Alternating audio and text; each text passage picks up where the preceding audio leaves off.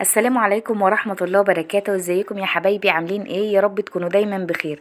النهاردة ان شاء الله زي ما انتم شايفين كده هنعمل مع بعض نوع من انواع المخللات السهلة جدا والجميلة جدا، ومفيش اي سفرة تحلو من غير اللفت بتاعنا. زي ما انتم شايفين كده اللون بتاعه تحفة، واللون ده مش هيحتاج تحطي معاه بنجر خالص. خليكي معايا وشوفي الفيديو للاخر علشان هوريكي في الاخر لما يستوي لون اللفت بتاعي بيبقى عامل ازاي. اول حاجة حبايب قلبي بتجيبي كمية اللفت اللي انت عايزاه، بتخصصي لها ليفة، بتدعكي بيها، بتنزلي كل الطينة اللي عليها.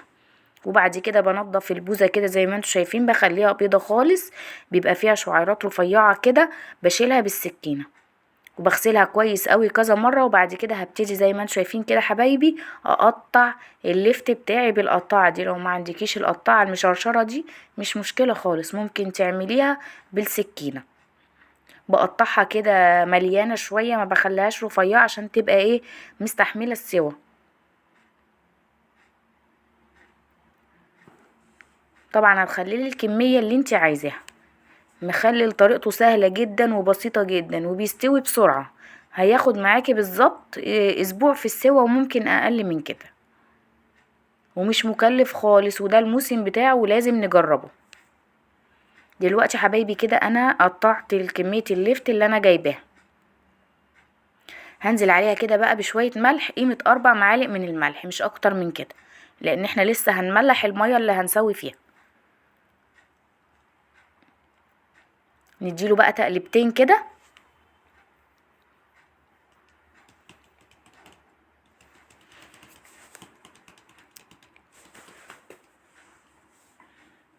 كمان رشة ملح.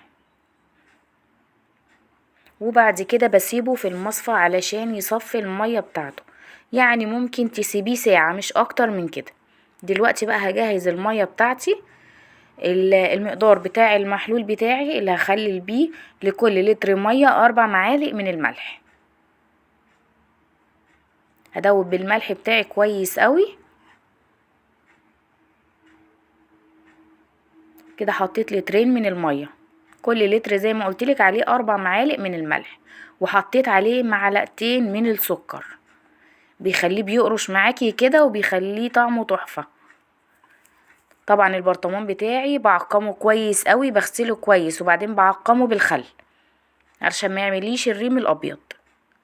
هنزل بقى بالليفت بتاعي كده، املى البرطمان على الاخر، وحاولي ان انتي تكبسيه علشان لما تحطي المية هيعلى معاكي لفوق.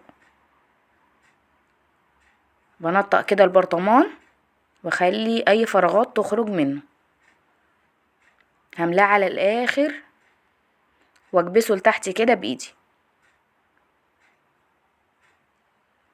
دلوقتي انا مليت البرطمان بتاعي وهحط المحلول بتاع التخليل اللي هو كان مية وملح بس، وكان فص توم على وش البرطمان. هملى بقى مية للاخر، لاخر البرطمان.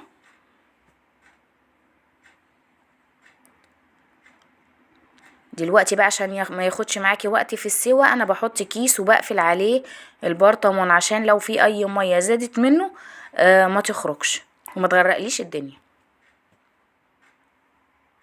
بس. وبسيب البرطمان بتاعي كده، بصوا جماله وبصوا اللون بتاعه، بسيبه لمدة اسبوع.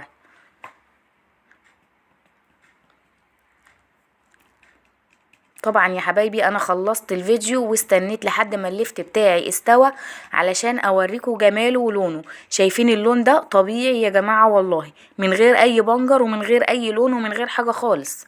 يعني لون البامبا اللي نازل منه ده من اللفت، ما حطيتش اي حاجة خالص معاه، مش اكتر من المية والملح وفصين توم. ودوقي بقى الطعم وقوليلي رأيك ايه في اللفت بتاعي.